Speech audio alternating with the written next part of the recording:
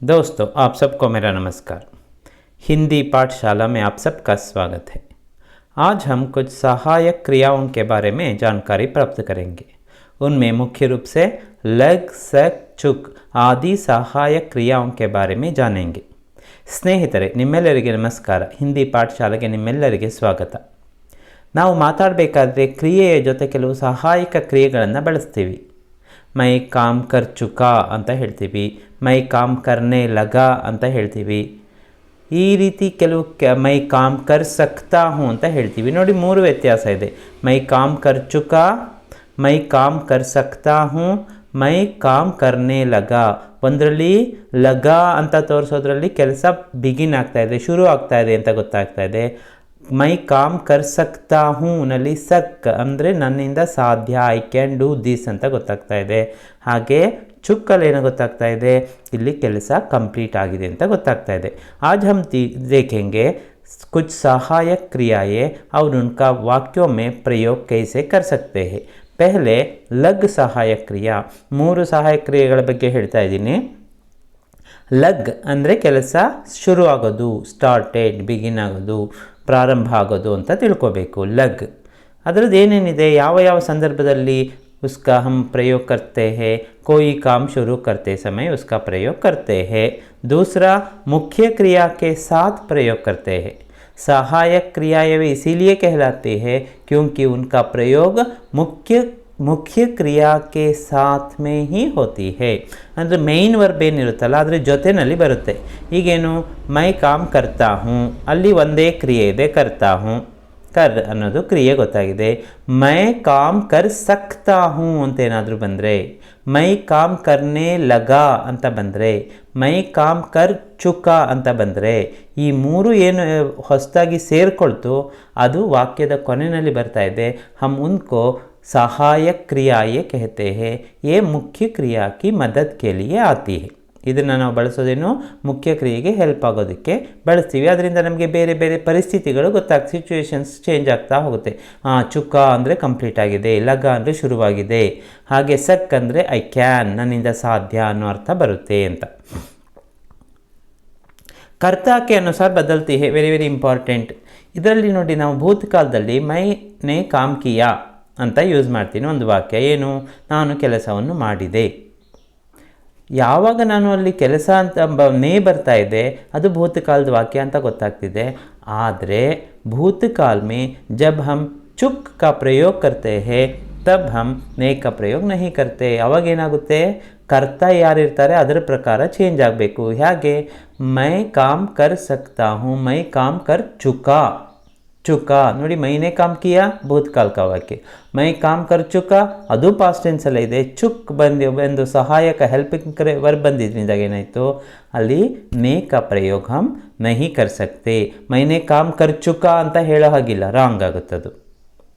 Next, तीनों column में हम इन सहायक क्रियाओं का प्रयोग इसका प्रयोग कर सकते हैं। चुक ಅನ್ನೋದು ಸಾಮಾನ್ಯ ಭೂತಕಾಲದಲ್ಲೇ ಇರುತ್ತೆ। ಈಗ ನೋಡೋಣ, लग सहायक क्रिया का प्रयोग कैसे करते हैं, वाक्यों में उसका प्रयोग। हम पाठ सीखने लगे। लगना ಅಂದರೆ ಶುರು, ವಿ ಸ್ಟಾರ್ಟೆಡ್ ಲರ್ನಿಂಗ್ ಲೆಸನ್, ನಾವು ಪಾಠವನ್ನು ಕಲಿಯಲು ಪ್ರಾರಂಭಿಸಿದೆವು ಅನ್ನೋ ಅರ್ಥ ಬರ್ತಾ ಇದೆ। ಲಗ್ ಅನ್ನೋದಿಲ್ಲಿ ಸಹಾಯಕ ಕ್ರಿಯಾ। ನೋಡಿ, ಮೈ ಪಾಠ ಲಗ ಹೇಳಕ್ಕೆ ಸಾಧ್ಯ ಇಲ್ಲ, उसके लिए एक मुख्य क्रिया की आवश्यकता है। मुख्य क्रिया यहाँ कौन सी है, सीख। सीख ಅಂದರೆ ಕಲಿಯೋದು ಮುಖ್ಯ ಕ್ರಿಯಾ। उसकी मदद के लिए एक दूसरी क्रिया ये है, वह क्रिया है लग। हम पाठ सीखने लगे। हम ಇಲ್ಲಿ ಪ್ಲೂರಲ್, ಪುಲ್ಲಿಂಗ್ ಬಹುವಚನ, ಅದಕ್ಕೆ ಸೀಖನೆ ಲಗೆ। ಸ್ತ್ರೀಲಿಂಗ ಅಂತ ಅಂದ್ಕೊಂಡ್ರೆ ಲಗಿ ಅಂತ ಬರಬೇಕಿತ್ತು। बालक चित्र बनाने लगा। बालक यहाँ पुल्लिंग एकवचन इसलिए लगा, पुल्लिंग लगा, स्त्रीलिंग लगी, पुल्लिंग बहुवचन लगे, आ रीति चेंजेस ಆಗ್ತಾ ಹೋಗುತ್ತೆ। बालक चित्र बनाने लगा का मतलब क्या है, यहाँ बालक चित्र ಮಾಡಲು ಪ್ರಾರಂಭಿಸಿದನು। तीसरा, माँ खाना परोसने लगी। ಅಮ್ಮ ಊಟವನ್ನು ಬಡಿಸೋದಕ್ಕೆ ಶುರು ಮಾಡಿದರೆ, ಪರೋಸ್ನ ಅಂದರೆ ಬಡಿಸೋದು, ಸರ್ವ್ ಮಾಡೋದು। ಮಾ ಖಾನಾ ಪರೋಸ್ನೆ ಲಗಿ, ಏನನ್ನು ಶುರು ಮಾಡಿದ್ದಿಲ್ಲಿ, खाना परोसने का काम। परोसना यहाँ एक क्रिया है, उसकी मदद करने के लिए और एक सहायक क्रिया आई है, वह है लगी। लग ಅನ್ನೋದು ಕ್ರಿಯಾ। माँ खाना परोसने लगी। ರಮ್ಯಾ ನಾಚನೆ ಲಗಿ, ರಮ್ಯಾ ಸ್ಟಾರ್ಟೆಡ್ ಡ್ಯಾನ್ಸಿಂಗ್ ಅಂದರೆ ರಮ್ಯಾ ನರ್ತಿಸಲು ಪ್ರಾರಂಭಿಸಿದಳು ಅಂತ ಬರುತ್ತೆ. ಕ್ರಿಯೆಯ ಜೊತೆ ಒಂದು ಸಹಾಯ ಕ್ರಿಯೆ. ಮತ್ತೆ ನೋಡೋಣ ಮುಂದೆ. ಮಾ ಕೋ ದೇಖ್ತೆ ಹಿ ಬೇಟಾ ರೋನೆ ಲಗ್ತಾ ಹೇ. ನೋಡಿ ಇಲ್ಲಿ ದೇಖ್ತೆ ಹಿ ಅಂದರೆ ನೋಡಿದ ಕೂಡಲೇ, ಸುನ್ತೆ ಹಿ ಕೇಳಿದ ಕೂಡಲೇ, ಪಡ್ತೆ ಹಿ ಓದಿದ ಕೂಡಲೇ, ಲಿಖ್ತೆ ಹಿ ಬರೆದ ಕೂಡಲೇ. ಹೀ ಅಂತ ಏನಾದರೂ ಬಂದರೆ ಆ ರೀತಿ ನೀವು ಕೂಡಲೇ ಅನ್ನೋ ಅರ್ಥ ಬರುತ್ತೆ. ಮಾಕೋ ದೇಖ್ತೆ ಹಿ ಬೇಟಾ ರೋನೆ ಲಗ್ತಾ ಹೇ, ಇದು ಪ್ರೆಸೆಂಟ್ ಟೆನ್ಸಲ್ಲಿ ಬಂತು. ಲಗ್ ಕ್ರಿಯಾ ಬಂದಿದೆ, ಪ್ರೆಸೆಂಟ್ ಟೆನ್ಸಲ್ಲಿ ಯೂಸ್ ಆಗಿದೆ. ಲಗ್ತಾ ಹೇ, रोना क्रिया, उसकी मदद करने दूसरी सहायक क्रिया कौन सी है? लग, रोने लगता है. बेटा पुल्लिंग ಅದಕ್ಕೆ लगता है. बाप के आते ही बेटी हंसने लगती है. आते ही ಬಂದ ಕೂಡಲೇ ಬೇಟಿ ಹಸ್ನೆ ಲಗ್ತಿ ಹೇ, ನಗಲು ಪ್ರಾರಂಭಿಸುತ್ತಾಳೆ, ನಗತೊಡಗುತ್ತಾಳೆ, ನಗುತ್ತಾಳೆ. ಹಸ್ತಿ ಹೇ ಹೇಳ್ಬೋದು, ಅಂದರೆ ಸ್ಟಾರ್ಟೆಡ್ ಲಾಫಿಂಗ್ ಅಂತ ಹೇಳಬೇಕಲ್ಲ. ಲಾಫಿಂಗ್ ಕರೆಕ್ಟ್, ನಗುತ್ತಾಳೆ. ಸ್ಟಾರ್ಟೆಡ್ ಲಾಫಿಂಗ್ ನಗಲು ಪ್ರಾರಂಭಿಸುತ್ತಾಳೆ ಅಂತ ಬರಬೇಕಲ್ಲ. ಆವಾಗ ನಾವೇನು ಹೇಳಬೇಕು? ಲಗ್ ಏಕ್ ಸಹಾಯಕ ಕ್ರಿಯಾ का प्रयोग करते हैं. ರಾಹುಲ್ ಘರ್ ಜಾತೆ ಹಿ, ಮನೆಗೆ ಹೋದ ಕೂಡಲೇ ಟಿವಿ ದೇಖ್ನೆ ಲಗ್ತಾ ಹೇ, ದೇಖ್ನೆ ಲಗ್ತಾ ಹೇ ಅಂದರೆ ನೋಡಲು ಪ್ರಾರಂಭಿಸುತ್ತಾನೆ. ನೆಕ್ಸ್ಟ್, हम परीक्षा नज़दीक आते ही पढ़ने लगते हैं. ಪರೀಕ್ಷೆ ಹತ್ತಿರ ಬಂದ ಕೂಡಲೇ ನಾವು ಓದಲು ಪ್ರಾರಂಭಿಸುತ್ತೇವೆ. ಪढ़ने लगते हैं. ನೋಡಿ, ಈಗ ನೆಕ್ಸ್ಟ್ ಕಂಟಿನ್ಯೂ ಮಾಡೋಣ ಏನೇನಿದೆ ಅಂತ. यह कंपनी अगले साल से ही मोबाइल बेचने लगेगी. ನೋಡಿ, फ्यूचर टेंस में इसका प्रयोग कैसे करते हैं? यह कंपनी एक कंपनी है, नई कंपनी अभी अभी शुरू हुई है. यह अगले साल से, अगला अंद्रेನು नेक्स्ट, पिछला ಅಂದರೆ ಪ್ರೀವಿಯಸ್. ಅಗಲಾ ಸಾಲ್ ನೆಕ್ಸ್ಟ್ ಇಯರ್, ಪಿछला ಸಾಲ್ ಪ್ರೀವಿಯಸ್ ಇಯರ್. ನೋಡಿ, ಅದಕ್ಕೆ ಸೀರಿಯಲ್ಗಳೆಲ್ಲ ಹೇಳ್ತಾರಲ್ಲ, ಅಗಲಿ ಕಡಿ, ಜೋ ಅಗಲಾ ಭಾಗ ಅಗಲಿ ಕಡಿ ಮೇ, ಮುಂದಿನ ಭಾಗ ಮುಂದಿನ ಎಪಿಸೋಡಲ್ಲಿ ಅಂತ ಹೇಳ್ತಾರಲ್ಲ ಹಾಗೆ. ಅಗಲೇ ಸಾಲ್ ಹಿ, ಸಾಲ್ ಸೇ ಹಿ ಅಂತ ಬಂದರೆ ಮುಂದಿನ ವರ್ಷದಿಂದಲೇ. ಅಗಲೇ ಸಾಲ್ ಸೇ ಮುಂದಿನ ವರ್ಷದಿಂದ, ಅಗಲೇ ಸಾಲ್ ಸೇ ಹಿ ಅಂದರೆ ಮುಂದಿನ ವರ್ಷದಿಂದಲೇ. ಮೊಬೈಲ್ ಬೇಚನೆ ಲಗೇಗಿ, ಬೇಚನ ಮಾರುವುದು, ಬೇಚನೆ ಮೊಬೈಲ್ ಬೇಚನೆ ಲಗೇಗಿ, ಮೊಬೈಲ್ ಮಾರಾಟ ಮಾಡಲು ಪ್ರಾರಂಭಿಸುವುದು. फ्यूचर टेंस में इसका प्रयोग हुआ है. गर्मी में सभी पंखे चलने लगेंगे. ಬೇಸಿಗೆಯಲ್ಲಿ ಎಲ್ಲ ಫ್ಯಾನ್ಗಳು ತಿರುಗೋದಕ್ಕೆ ಶುರುವಾಗುತ್ತೆ. ಅಂದರೆ पंखा पंखे, पंखा यहाँ पुल्लिंग ಏಕವಚನ, उसका ಬಹುವಚನ ರೂಪ है पंखे ಅಂದರೆ ಫ್ಯಾನ್ಸ್, ಒಂದಲ್ಲ ಒಂದಕ್ಕಿಂತ ಹೆಚ್ಚು. तो चलने लगेंगे ನಡೆಯಲು ಸುತ್ತಲು ಪ್ರಾರಂಭಿಸುತ್ತದೆ ಅಂದ್ಲೋಕ್ ಶುರುವಾಗುತ್ತೆ ಅನ್ನೋ ಅರ್ಥ ಬರುತ್ತೆ. ಆದರೆ ಫ್ಯೂಚರಲ್ಲಿ. ಕಲ್ ಸೆ ದರ್ಶಕ್ ಆನೆ ಲಗೇ ಹೇ. ನೋಡಿ, ಈ ವಾಕ್ಯದಲ್ಲಿ ಅಬ್ಸರ್ವ್ ಮಾಡಿ, ಲಗ್ತೆ ಹೇ ಬರಲಿಲ್ಲ, ಲಗೇ ಹೇ ಬಂದಿದೆ, ಲಗೇಂಗೆ ಬರಲಿಲ್ಲ. ಏನಾದರೂ ಈ ಸೆಂಟೆನ್ಸಲ್ಲಿ ಕಲ್ ಸೆ ದರ್ಶಕ್ ಆನೆ ಲಗೇಂಗೆ ಅಂದರೆ ನಾಳೆಯಿಂದ ವ್ಯೂವರ್ಸ್ ನೋಡೋದಕ್ಕೆ ಬರ್ತಾರೆ, ದರ್ಶಕರು ನೋಡೋಕ್ಕೆ ಬರ್ತಾರೆ ಅಂತ ಅರ್ಥ ಬರ್ತಿತ್ತು, ಅಂದರೆ ಫ್ಯೂಚರಲ್ಲಿ. ಲೇಕಿನ್ ಯಹ ಲಗೇ ಅಂತ ಬಂದಿರೋದಂದರೆ ಲಗಾ ಲಗೆ ಲಗಿ, ಇದು ಪಾಸ್ಟ್ ಟೆನ್ಸಲ್ಲಿರುತ್ತೆ. ಕಲ್ ಸೆ ದರ್ಶಕ್ ಆನೆ ಲಗೆ ಅಂದ್ರೇನು, ನಿನ್ನೆಯಿಂದ ದರ್ಶಕರು ಬರೋದಕ್ಕೆ ಪ್ರಾರಂಭಿಸಿದ್ದಾರೆ. ನೋಡಿ, ನಿನ್ನೆ ಕೆಲಸ ಶುರುವಾಗಿದೆ ಅಂತ ಹೇಳಬೇಕಾದ್ರೆ ಲಗಾ ಲಗೆ ಲಗಿ, ಲಗೇಂಗೆ ಫ್ಯೂಚರಲ್ಲಿ, ಲಗ್ತಾ ಹೇ ಪ್ರೆಸೆಂಟ್ ಟೆನ್ಸ್. ನೆಕ್ಸ್ಟ್, ಮೇರಾ ದೋಸ್ತ್ ಭಿ ಹಿಂದಿ ಸಮಜ್ನೆ ಲಗಾ ಹೇ. ನನ್ನ ಸ್ನೇಹಿತನು ಹಿಂದಿಯನ್ನು ಕಲಿಯಲು, ಸಮಜ್ನ ಅಂದರೆ ಅಂಡರ್ಸ್ಟ್ಯಾಂಡ್, ಅರ್ಥ ಮಾಡ್ಕೊಳ್ಳೋದಕ್ಕೆ, ಲಗಾ ಹೇ ಎಂದು ಪ್ರಾರಂಭಿಸಿದ್ದಾನೆ. ಅಂದರೆ ಈಗ ಅವನಿಗೆ ಸ್ವಲ್ಪ ಹಿಂದಿ ಅರ್ಥ ಆಗ್ತಾ ಇದೆ ಅನ್ನೋ ಅರ್ಥ ಬರುತ್ತೆ. अगला वाक्य देखेंगे. सक और एक सहायक क्रिया का प्रयोग किस टाइप करते हैं वाक्यों में, उसका प्रयोग देखेंगे. वह बड़ा काम भी कर सकता है. वह ಬಡಾ ಕಾಮ್ ಭೀ. ನೋಡಿ, ಭೀ ಇದೆಲ್ಲ ಕಾಮೆಂಟ್ಸಲ್ಲಿ ಕೇಳಿರೋದು. ಭೀ ಹೇಗೆ ಯೂಸ್ ಮಾಡಬೇಕು, ಹೀ ಹೇಗೆ ಯೂಸ್ ಮಾಡಬೇಕು, ಅದಕ್ಕೆ ನಾನು ಇಲ್ಲಿ ಎಲ್ಲ ಕಡೆ ಸೇರಿಸ್ತಾ ಹೋಗ್ತಿದ್ದೀನಿ. ವಹ ಬಡಾ ಕಾಮ್ ಭೀ ಅಂದರೆ ಕೆಲಸವನ್ನು ಅನ್ನೋ ಅರ್ಥ ಬರುತ್ತೆ. ಕರ್ ಸಕ್ತಾ ಹೇ, ಹಿ ಕ್ಯಾನ್ ಡೂ. ಕರ್ ಸಕ್ತಾ ಹೇ, ಸಕ್ ಅಂದರೆ ಕ್ಯಾನ್.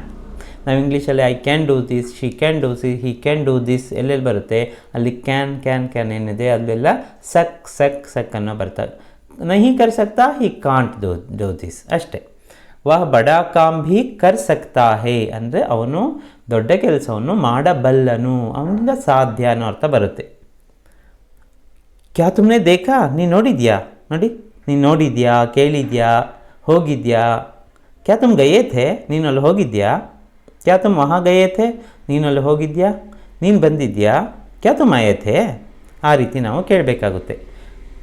ವಹ ಸಬ್ ಕುಚ್ ಕರ್ ಸಕ್ತಾ ಹೈ, ಅವನು ಎಲ್ಲವನ್ನು ಮಾಡಬಲ್ಲನು ಅಂದರೆ ಹಿ ಕ್ಯಾನ್ ಡೂ ಎನಿಥಿಂಗ್, ಏನು ಸಬ್ ಕುಚ್ ಎಲ್ಲವನ್ನು ಎವ್ರಿಥಿಂಗ್ ಏನೇನು ಬೇಕಾದ್ರೂ ಅವನು ಮಾಡೋಕ್ಕೆ ಸಾಧ್ಯ ಅನ್ನೋ ಅರ್ಥ ಬರುತ್ತೆ. ವಹ ಕಾಮ್ ತುಮ್ನೆ ಕಿಯಾ ಕ್ಯಾ, ನೀನು ಮಾಡಿದ್ಯಾ ಆ ಕೆಲಸನ, ವಹ ಕಾಮ್ ತುಮ್ನೆ ಕಿಯಾ ಕ್ಯಾ ಅಂದರೆ ನೀನು ಆ ಕೆಲಸ ಮಾಡಿದ್ಯಾ. ನೋಡಿ ಸೆಂಟೆನ್ಸ್ ಫಾರ್ಮೇಷನ್ ಹೇಗಿದೆ, ವಹ ಕಾಮ್ ಆ ಕೆಲಸನ, ತುಮ್ನೆ ಕಿಯಾ ಕ್ಯಾ, ಕ್ಯಾ ತುಮ್ನೆ ವಹ ಕಾಮ್ ಕಿಯಾ, ಹೇಗೆ ಬೇಕಾದ್ರೂ ಫ್ರೇಮ್ ಮಾಡ್ಬೋದು. ಕ್ಯಾ ತುಮ್ನೆ ವಹ ಕಾಮ್ ಕಿಯಾ ಹಾಗೂ ಕೇಳ್ಬೋದು. ಮುझे पता था कि तुम वह काम कर सकते हो, मुझे पता था, मुझे पता था ನನಗೆ ಗೊತ್ತಿತ್ತು, ಮುझे पता है ನನಗೆ ಗೊತ್ತಿದೆ, मुझे पता था पता ಅಂದರೆ ಗೊತ್ತಾಗೋದು, ನನಗೆ ಗೊತ್ತಿತ್ತು, कि तुम वह काम कर सकते हो, सकते हो ಸಕ್ ಅನ್ನೋದೇನಿಲ್ಲಿ ಹೆಲ್ಪಿಂಗ್ ವರ್ಬ್ ಅಂದರೆ ಕ್ಯಾನ್ ಅಂದರೆ ನೀನು ಮಾಡ್ತೀಯಾ ಅಂತ ನನಗೆ ಗೊತ್ತಿತ್ತು. I knew that you can do this ಅಂದರೆ ನಿನ್ನಿಂದ ಮಾಡೋದಕ್ಕೆ ಸಾಧ್ಯ ಅನ್ನೋ ಅರ್ಥ.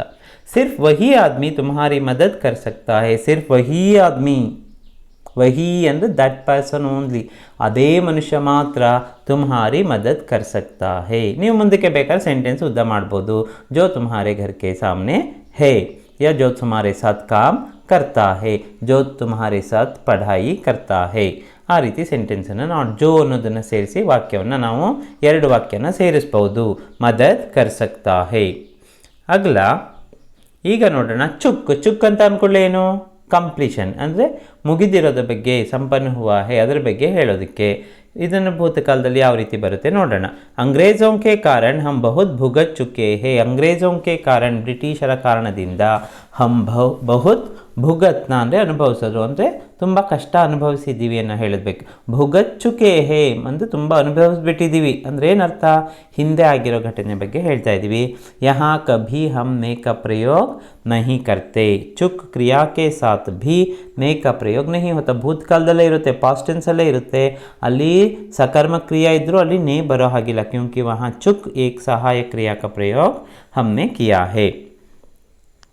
ವಹ ಕರ್ ಚುಕಾ ಹೈ, ಅವನು ಮಾಡಿ ಮುಗಿಸಿದ್ದಾನೆ, ಕರ್ ಚುಕಾ ಹೈ, ವಹ ಉಸ್ನೆ ಕಿಯಾ ಹೈ ಹೇಳ್ತೀವಿ, ಅವನು ಮಾಡಿದ್ದಾನೆ, ಮಾಡಿ ಮುಗಿಸಿದ್ದಾನೆ, ವಹ ಕರ್ ಚುಕಾ ಹೈ. ಚುಕ್ ಅಂದ್ರೆ ಇಲ್ಲಿ ಕಂಪ್ಲೀಷನ್ ತೋರಿಸುತ್ತೆ. ಕ್ಯಾ ತುಮ್ ಭಿ ಕರ್ ಚುಕೆ, ಇಲ್ಲಿ ಎಕ್ಸ್ಕ್ಲಮೇಟರಿ ಸಿಂಬಲ್ ಹಾಕ್ಬೋದು, ಆಶ್ಚರ್ಯ ಸೂಚಕ. ಕ್ಯಾ ತುಮ್ ಭಿ ಕರ್ ಚುಕೆ, ನೀನು ಮಾಡಿ ಮುಗಿಸಿದ್ಯಾ, ಕರ್ ಚುಕೆ. ಮೈ ಆಪ್ಕಾ ಕರ್ಜ್ ಚುಕಾನಾ ಚಾಹತಾ ಹೂँ, ಇಲ್ಲಿ ನೋಡಿ ಲಾಸ್ಟಲ್ಲಿ ಬರಲಿಲ್ಲ, ಅವಾಗಿದ್ದು ಹೆಲ್ಪಿಂಗ್ ವರ್ಬ್ ರೀತಿಯಲ್ಲಿ ಬಳಕೆ ಆಗಲಿಲ್ಲ. ಮೈ ಆಪ್ಕಾ ಕರ್ಜ್ ಅಂದರೆ ನಾನು ನಿಮ್ಮ ಸಾಲವನ್ನು ಚುಕಾನಾ ಚಾಹತಾ ಹೂँ, ಇಲ್ಲಿ ವರ್ಬ್ ಆಗಿ ಇದನ್ನು ಯೂಸ್ ಮಾಡಿದ್ದೀವಿ, ಚುಕಾನಾ ಚಾಹತಾ ಹೂँ, ನಾನು ನಿಮ್ಮ ಸಾಲವನ್ನು ತೀರಿಸಲು ಬಯಸುತ್ತೇನೆ. ಕ್ಯಾ ವಹ ಆಲಸಿ ಹೈ ಇಸ್ಲಿಯೇ ಕೋಶಿಶ್ ಕರ್ನೆ ಸೆ ಪೆಹಲೆ ಹಿ ಹಾರ್ ಚುಕಾ ಹೈ, ಆಲಸಿ ಅಂದರೆ ಲೇಜಿ, ಅದಕ್ಕಾಗಿ ಕೋಶಿಶ್ ಕರ್ನೆ ಸೆ ಪೆಹಲೆ ಹಿ, ಕೋಶಿಶ್ ಕರ್ನೆ ಸೆ ಅಂದರೆ ಪ್ರಯತ್ನ ಪಡುವ ಮೊದಲೇ, ಪೆಹಲೆ ಹಿ